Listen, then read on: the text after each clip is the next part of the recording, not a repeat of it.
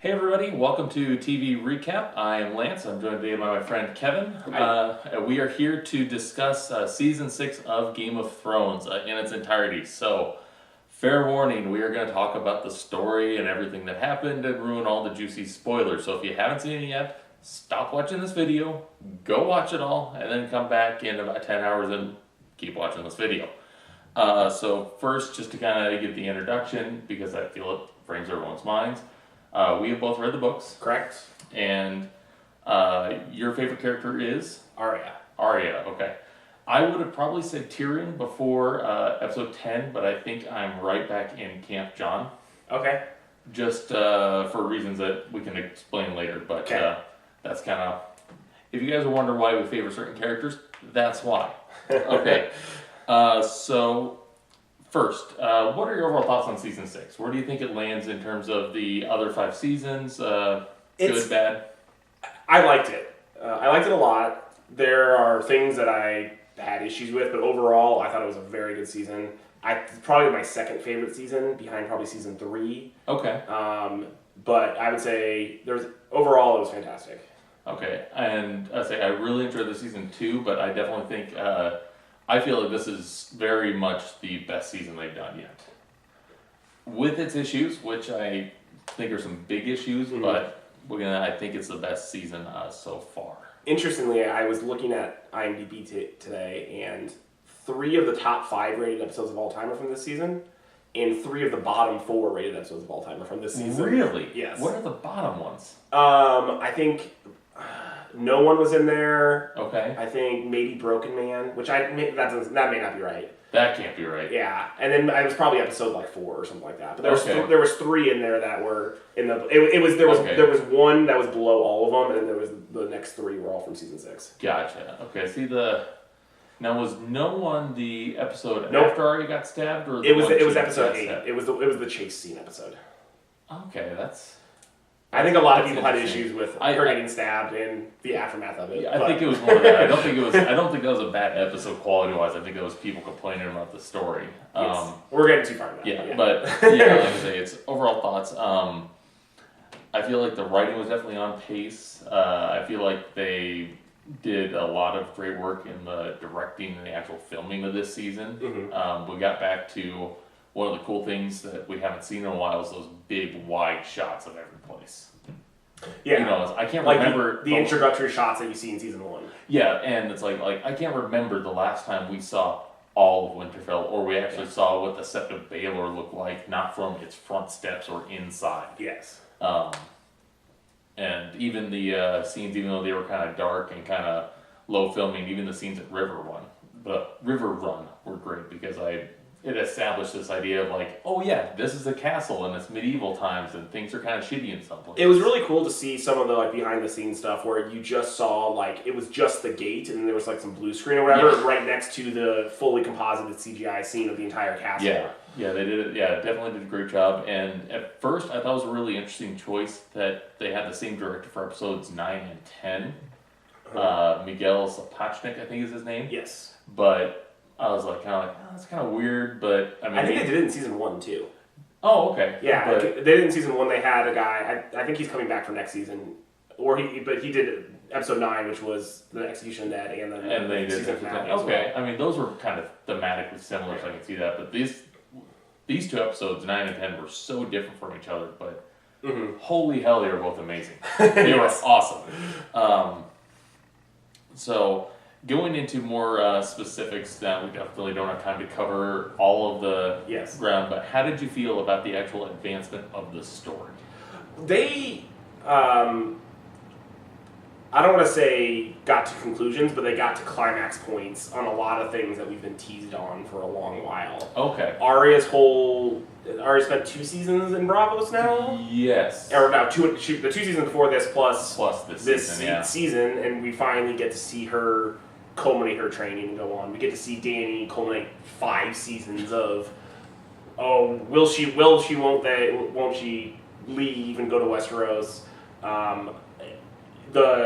Obviously, it's not necessarily a theme in the show, but it's been 5 years on Jon, and we got to see what happens to Jon. Well, it's been 5 years since the book. It's 5 years since the book, of Jon was assassinated by the Night's Watch, what happens to him, and then the whole thing about who Jon is, kind of thing. So there were so many like fan theories on a lot of things that we finally got answers to. Yes, that's so true. that's where I talk about being up and down and overall fantastic is because we got culmination and answers on so many things. That is true. That's a really good point. I guess I didn't really think of it that way because speaking of fan payoff, I think the one big miss that everyone had was the not having a trial by combat for Cersei. Yes. Because everybody was so hyped up, especially after they brought the Hound back, because everybody on the internet just assumed somehow the Hound was going to be the champion of the faith, then the Mount was obviously going to be Cersei champion, and we were going to have a Game Bowl. And I never really had any idea. I'm like, how the hell is a Hound going to say, yeah, I'll go down to King's Landing and fight some guy to kill the queen? I never really saw that. See, and I had that same... Which, that's not to say I didn't want to see Oh, it, because very God so. damn it, did I want to see that. And I'm really kind of bummed it didn't happen, but other than that, we have, like you said, the 5-year mystery about whether or not Jon's coming back. Everyone can say, oh yeah, he's definitely coming back, but at the end of episode 2, I wasn't sure. I was like, they're going to cut to black, and Jon's never coming back, and I'm going to be sad for a year. They also said they're never going to kill Ned Stark. Yeah, very true. So, well, they're never going to kill Robb Stark. Yeah, So- but so- then, yeah, going back to like the Starks, it's like even the idea about who Jon's mother is. Mm. Yeah, that's a 20-year mystery. They Yes. laid the groundwork for that in Game of Thrones when it came out in 1996. Yeah. Which is before the internet. Remember? Before Al Gore invented the internet. Yes. All hail Al Gore. Excelsior. Yeah, but the weird thing for me is I felt like, as much as I enjoyed all the individual episodes, I felt like this season did the most treading water of anyone. And again, the episode qualities was great. I love the storyline, but I feel like this whole season was very much everyone staying about where they were, except for Dany, who got abducted and went to the Dothraki and then back to Meereen, which again is back to about where she started. And then they hit episode 9, and the showrunners found this big red button. They go, I wonder what this thing does. And they hit it, and then everything took off. Because it just felt like Jon was just bouncing around the north for 6 episodes. Sansa was just kind of being Sansa for 10 episodes. You've got Meereen pretty much stayed stagnant, aside from just a couple scenes, but I liked Meereen because it was more the politicking. Yeah. King's Landing was pretty much the same of like, oh yeah, that faith is kind of kooky and there's going to be a trial. Well, and going back to your treading water point, it's like, and you can't have a gigantic battle every single episode. Right. When you do the gigantic battle, it kind of takes away from it. And you can't have a gigantic cliffhanger of, oh, there's this huge twist and backstab. You can't do it. And in past seasons, there's been kind of, it'd be extremely boring to show Arya on a ship for 4 episodes. Yes, I agree with that. But in the past seasons, there's been kind of a traveling band that you can kind of do that interstitial stuff, and it's not like boring or not entertaining to watch. Where it was season 3 was Brienne and Jaime, all that stuff was really good. Or Arya and the Hound, or Arya and the Brotherhood Without Banners, or Mirren and Bran and Jojen, or like there's been like a plot season to have somebody like moving from place to place, where there really wasn't that. Exactly, and I think that's why it felt a little stagnant. Yeah, because everyone was in the same spot, nobody was moving. Right, because I think the only person that really did much traveling, at least in the show, was Jaime, who started the season in King's Landing, went up to the Riverlands, and got back to King's Landing. And Jon traveled around the north to try and foster troops and all that stuff. Yeah, I guess, leaving the wall counts, but it's, it feels very much... The north feels like the this, same, and it's like this. Yeah. Yeah, so it's, but yeah, I think overall it was a really good season. Not to get into the parts that everyone likes to do on the internet, is criticize. What was your least favorite moment or scene in this week's episode? Sorry, not this week's episode, in this season.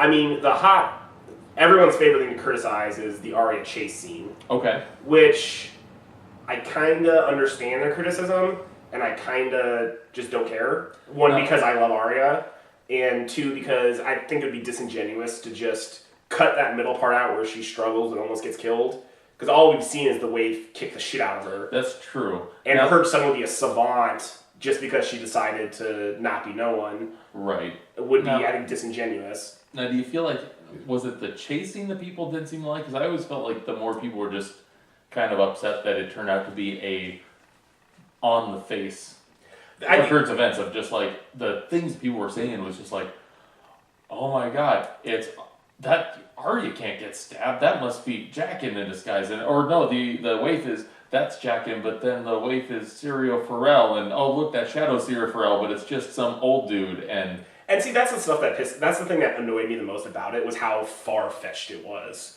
And Okay. I'm like, I don't. The criticism annoyed me about it is how far fetched the criticism. okay, I was. gotcha. I think the biggest issue, and the reason I can see a valid criticism in that is one how cavalier she was and how non-cautious. I mean, non-cautious she was Before the stabbing. before the stabbing. Gotcha. And then people were criticizing the semantics of, well, that wound would be a lot harder to recover from, and then she's doing all these sprinting and showing no signs of the wound, which I just don't care. Like it's I understand it. It's the same thing with the travel. It's like okay, just turn off your brain and just enjoy it. Yeah, it's like, I can get behind the criticism of like the injuries and everything like that, but I wasn't thinking about that at all during the chasing. I was just like, holy hell, this is tense, and it was. We know who the Terminator is going to be for Terminator 4. Exactly, or exactly. It was like a Terminator chase scene in medieval times. It was awesome. Now, I actually have a very, very specific criticism of this season. Okay. And I think it was episode 6. Okay. Yeah, episode 6, where Dany rides off in the mountains on her own, comes back on Drogon, and gives a speech to the Dothraki, and that was the ending big triumphant moment. Yes. And because of me, the whole time I was completely underwhelmed by that. Oh, I was too. And it's... what happened to her horse? Well, horse was dragon food. Oh. And I feel just so everybody knows, yeah, dragon we're all clear on that. And I know that part of it could have painted it a little bit because episode 5 ended up with such an emotional heartbreak scene with Hodor. But I felt like I've seen that before because she gave the same speech that Khal Drogo gave in season 1.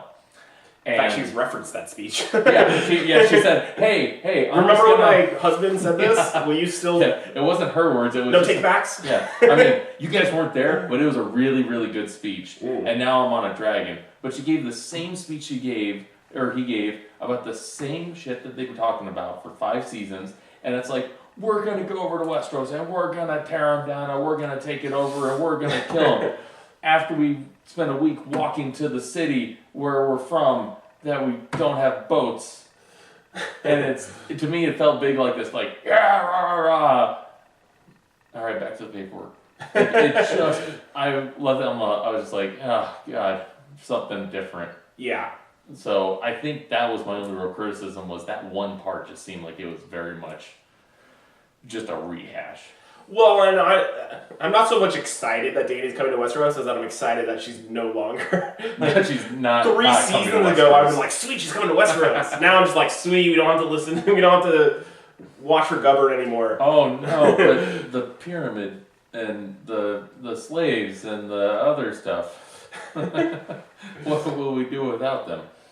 Okay, so criticism. No, that speech. So. She's gonna bring the Dothraki over to tear down their houses and kill the men in Iron Suits and rape and pillage and all that stuff. Right. But the Iron Men can't reave anymore. Well, that's they do it with their iron plates on, which makes it not as cool. Okay. If you do it just in leather with your chest unveiled and you're like, yeah, hit me with a spear, then you got a guy, then it's because fine.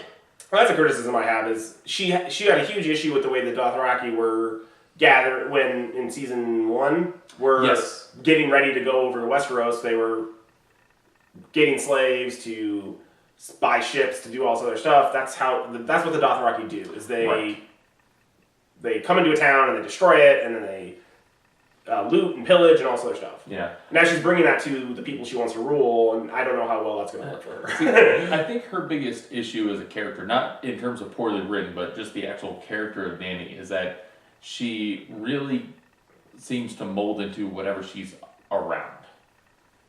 when she's around the Dothraki and Darius telling her, "You're a conqueror," and she turns like, "Yeah, you're goddamn right. I'm gonna go burn down those castles. We're gonna torch every son of a bitch in Westeros, and I'm gonna be the queen of nothing but my Dothraki." And then she gets to Meereen, and she's like, "We're civilized. We don't rape and pillage. We do things with diplomacy, and women can rule better than men." And she very much seems to be. I think she kind of puts on whatever she's around, and I think that's going to be kind of a conflict for her because she's eventually going to have to choose. I kind of view that as an internal struggle of hers between who she really is or who she wants to be and what she thinks a dragon should be. Okay. So, I mean, she's heard Viserys talk about the dragon, and we even saw it in episode 8. Or 9, where she says, "I'm going to go to the slave masters, and I'm going to kill all the slave masters. I'm going to burn their cities down, and we're going to move along." And Tyrion says, "Well, hold on a second. That sounds an awful lot like your dad you're burning down King's Landing." Yeah. He's like, "Well, no, it's different." It's like, "Well, no, it's not different. You're talking about destroying an entire city. Those people in there, the bakers and the smiths and the cobblers are not the slave masters." Yeah, Tyrion never loses track of the innocents. Yes. Yeah, so that's a good point. Now, to the better side of things, what was your favorite part of season 6? Was it like, did you even scene, a moment, a character's arc? I loved that. I loved the Tower of Joy stuff. Okay, yeah. I hated that there was 7 episodes in between. Not 7 weeks of... The initial Tower of Joy scene and the final payoff. Yeah. I understand why they did that. Yep.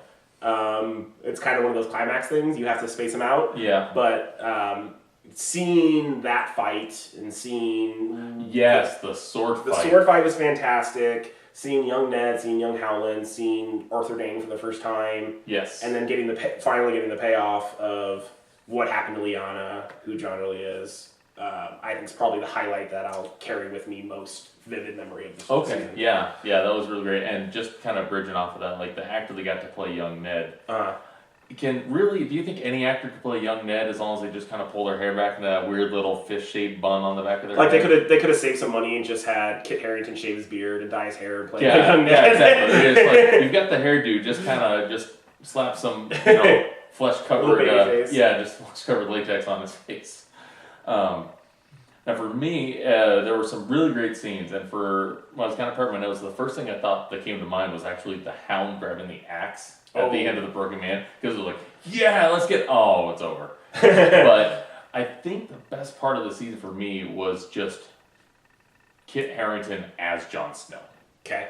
Because he's gotten criticism and shit on for the first couple seasons for he doesn't act. He just stands there and looks sad or unsure about what he wants to do, which, if you read the books, that's Jon Snow. And I always thought he did a good job, but this season he nailed it.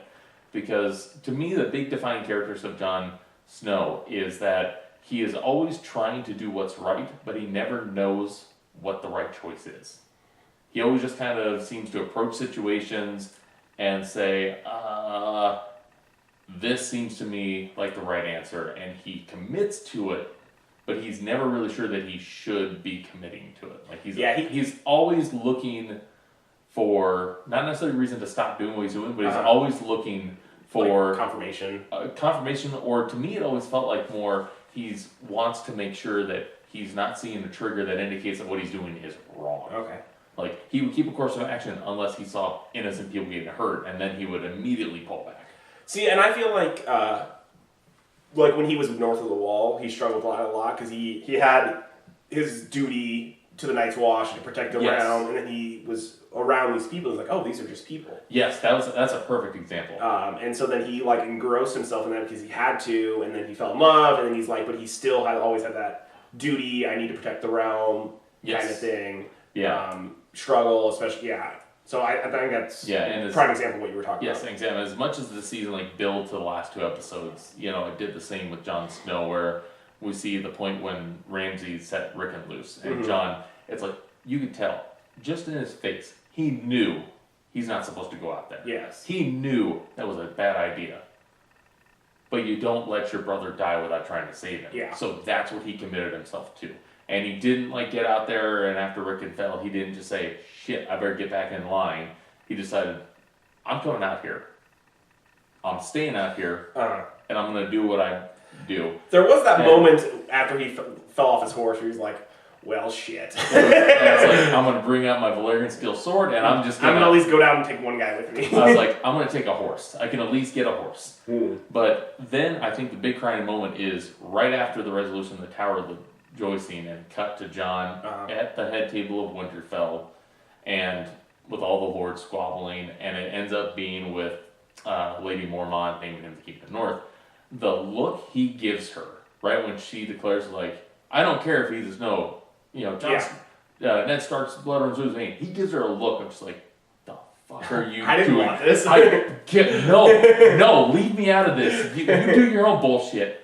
And then Lord Manderly declares for him, and Lord Glover, and then all the lords, and he just realizes, like, shit, I guess I have to stand up and be king now. It's very much, I don't want this. This is not cool, but this is what everyone else wants, so it should probably be that way. I need to rewatch that scene, but did the Knights of the Vale declare him King of the North as well? I don't think the Knights of the Vale declared him. There were. I thought I saw them raising their swords, chanting. I mean, seriously, if you see a bunch of people with swords drawn and they're chanting for something and you're not gonna chant, just let it. Yeah, it's like, yeah, King of.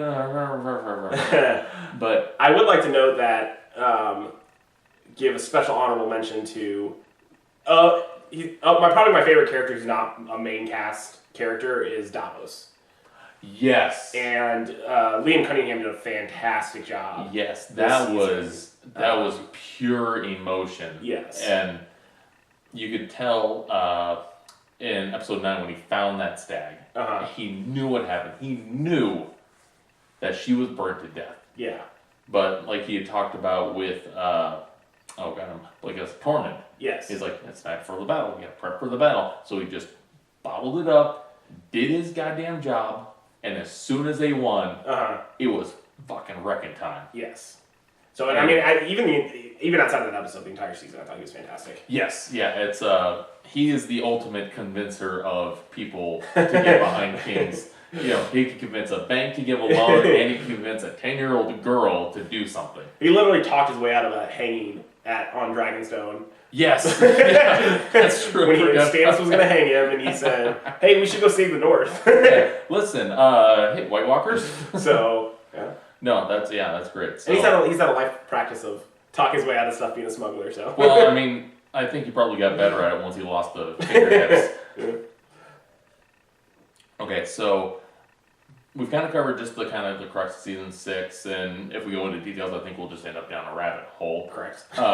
So looking towards the future, not going into the ideas about what you think is going to happen or what might happen. What do you want to happen in season 7?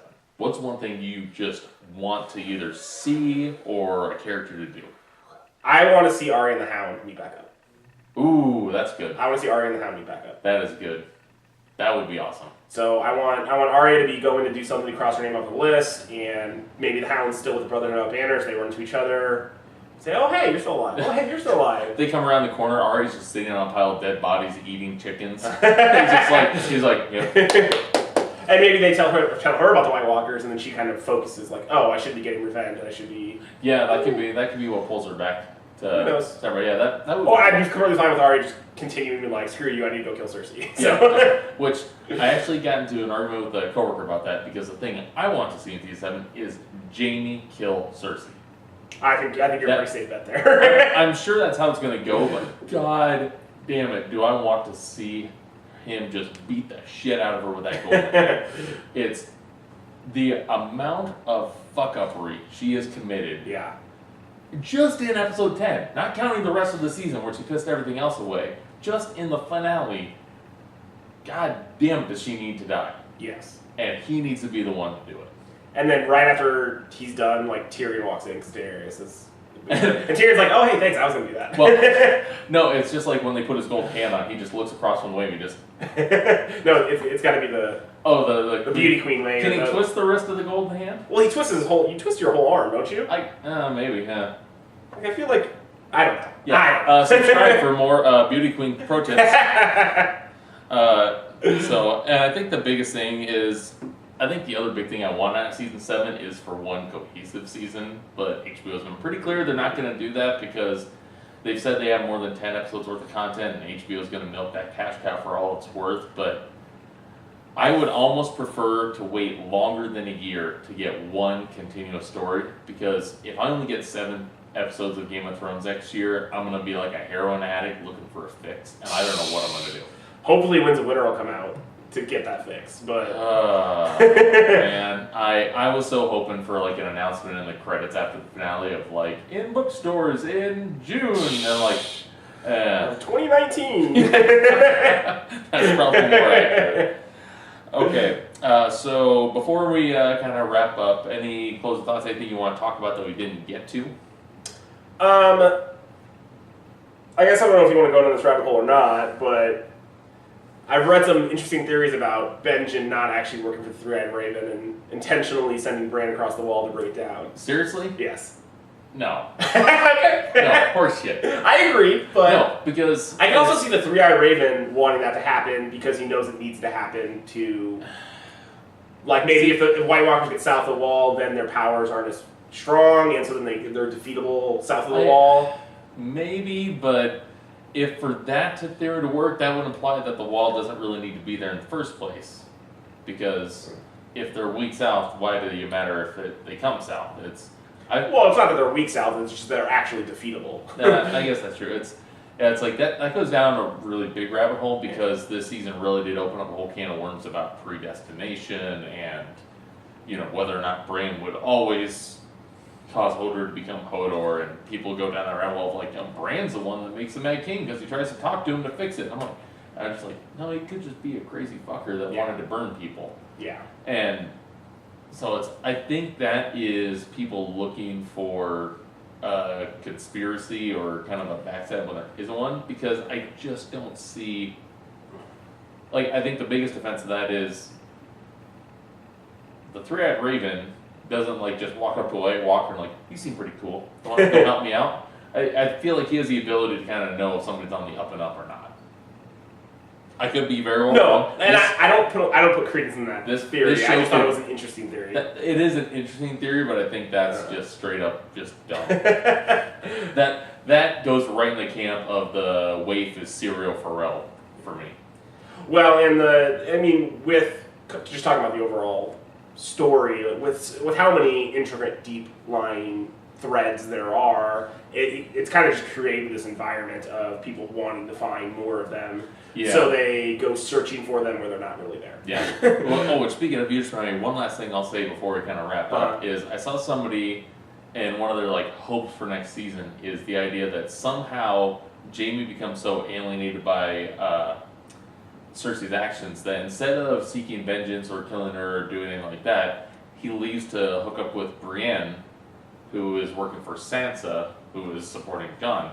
So in this war to come with we're down to 3 players essentially, or 3 sides, where we have one of each of the 3 Lannister children is at each side. Where you've got Tyrion with Dany, Cersei in King's Landing, and Jaime ends up with Jon Snow in the north. And I could see that being a really interesting kind of plot device of like this 3-way sibling battle, but I don't see how Jaime abandons King's Landing. Yeah. Because I feel like the look he gave Cersei was very much like I gotta fix this. I could see it being, I need to kill you, but I just can't. And then Cersei kind of realizes that it's you're not fixable, their relationship. Okay. And so then he ends up having to leave because Cersei being Cersei would end up trying to kill him just because to save her own skin again. Okay. You know what? You convinced me. 3-way Lannister cage match for the belt. And then Bran comes down from the wall, and him and Jaime, and Bran's like, "Oh yeah, you threw me out of the window." He's like, "Yeah, sorry about that." And Bran just gets Hodor to just. All right, so I think we've covered everything we need to cover, or that we can come up with in this episode. We're talking about what, probably 12 hours of television that this came up We with. could spend another 12 hours just talking about it. Yeah, and that's just the finale. Exactly. Which we'll just say, God damn, that's probably the best episode of TV I've ever seen. Yeah, I think that's easily the best episode of Game of Thrones. Yes. Okay, so first, if you are coming across this video and you have not seen it yet, but you're interested in a discussion only about the season finale, go ahead and click right about here to check out our episode 10 recap discussion. And then to make sure that you don't miss anything with the channel, whether any of our discussion episodes or our weekly recaps of our other TV shows, go ahead and subscribe to the channel by clicking here again. And because this is Game of Thrones and everyone has an opinion, please go ahead and leave whatever comments you like down below. We'll try and answer and respond to them as much as you can. And if you have any shows that you would like to see us cover, please tweet us at TV Recap, and we will do our best to add them to the rotation. Okay, so Kevin, thank you for joining me for this discussion. Thank you for having me. Thank you guys for watching, and we will see you next year for an equally emotionally traumatic season of Game of Thrones. Thanks for watching, guys. Bye.